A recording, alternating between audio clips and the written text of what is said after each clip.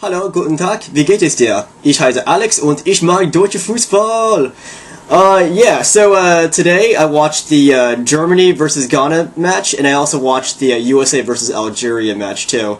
There were actually 4 games going on today. I was trying to switch back and forth between ESPN 1 and ESPN 2, but I was mainly focused on the Germany Ghana match and also the USA versus Algeria match. Both games were pretty much must-wins. I mean, not so much for the Germany match, but the USA match, they really needed to win that. But I'm going to talk mainly about the Germany match because, as you guys know this already, I am a big-time Germany football fan. And I also love the USA, but if the two teams ever met, I would have to vote for the Germans. But I love both teams, and I would not be sad if the USA beat Germany. I would not be sad to see the USA advance, and I would not be sad if the Germans beat the USA. Vice versa. It's a win-win for me. I like both football countries. This is not a vuvuzela. This is actually a flashlight. But some people were asking me, what is that annoying buzzing sound in the stadium? That is a little wind instrument. It's called a vuvuzela. It looks kind of like this, I guess, but not really. It doesn't make light, but yeah, vuvuzela. Look it up. But yeah, let's talk about the Ghana versus Germany match. And first, I want to mention the uniforms. It was kind of cool because Germany was actually wearing their alternate colors today, and it's predominantly a black color pattern. This is actually not the alternate jersey. This is the German jersey from a few years ago, but I still want to get the new one. It's black, and I still haven't got the home jersey yet, so I'm really behind on my shopping for the World Cup. But I want to get that, and I also want to get a vuvuzela just so that I can put it on display for historical purposes. But anyways, my prediction for the Germany-Ghana match was that Germany would have won 3-0 because Ghana did not look very well in their first 2 matches against Serbia and Australia. But they played pretty well against Germany, and plus Germany's defense looked really awful. But yeah, let's talk about the German starting lineup. They made 2 main changes here. For goalie, they kept the same goalie. They had Neuer. But in defense, they made a change. They took out Badstuber and they put in Boateng. And along Boateng, they put Mertesacker, Friedrich, and Lahm. And Philipp Lahm was once again the German captain. And playing as the defensive midfield, right in front of the defensive line in the back, they had Schweinsteiger and Khedira. And in front of the holding midfield line, they had the attacking midfielders. They had who they have? Oh, Ozil, Mueller, and Podolski. And up front, they could not use Klose again because Klose got a red card in the last match, so he had to miss this game, which is unfortunate because he's trying to gain some more goals for his World Cup record. But yeah, instead of Klose, they had Kakao in as the lone striker. So basically, Germany went back out with a 4-2-3-1 formation, the same as their first 2 matches, but they made a few changes because of cards. And also the coach, Yogi Low, wanted to change up the defensive line because against the Serbians, he probably thought that text message again. He probably thought that the Germans had a very shaky defense, so he replaced Badstuber and put in Boateng. Anyways, the game, it was pretty good.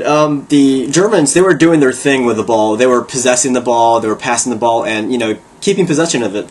And I think around the 82nd minute mark, it showed that the Germans had possessed the ball for like 54% of the time compared to Ghana.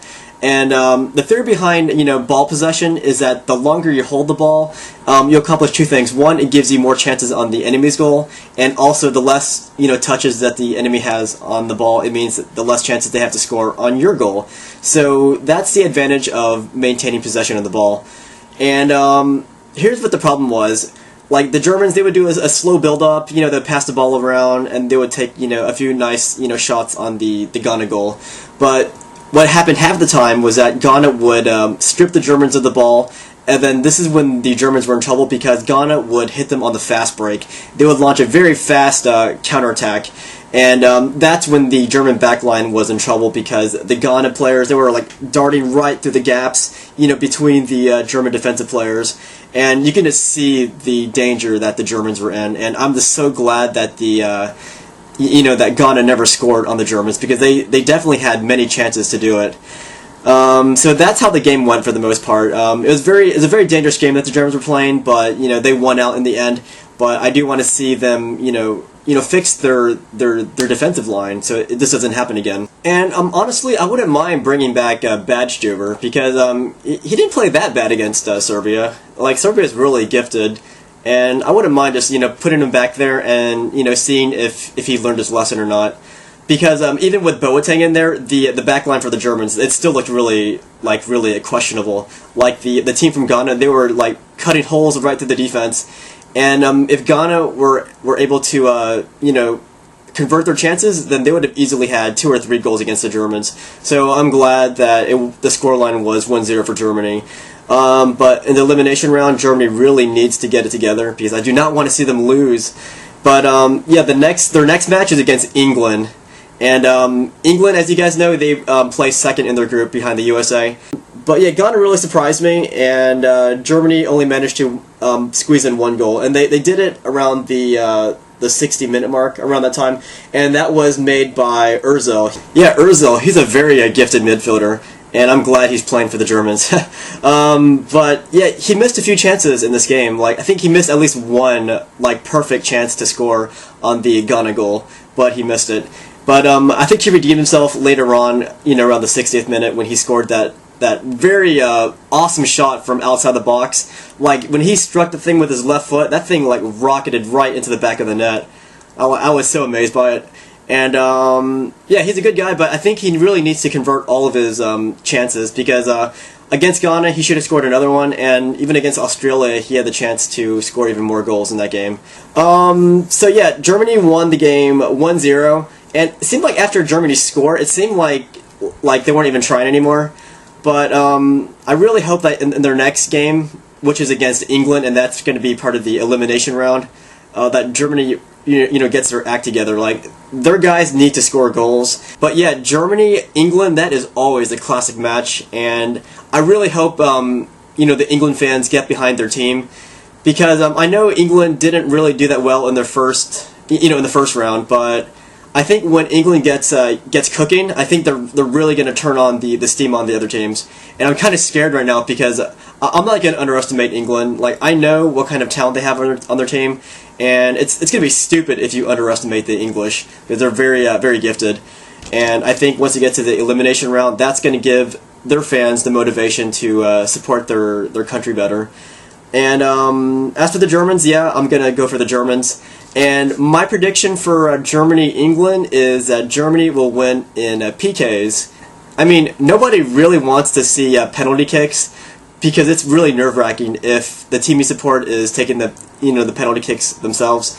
But you got to admit, it's very exciting to watch two teams going at it, and the whole outcome rests on these players shooting these goals from the penalty spot.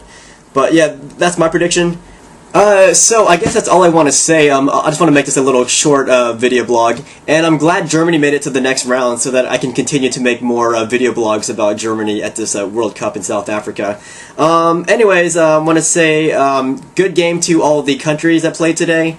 And I want to ask you guys a question. Who do you think is going to win the Germany-England match? Post your predictions in the comment section. And I guess I'm going to talk to you guys later. Zum Schluss.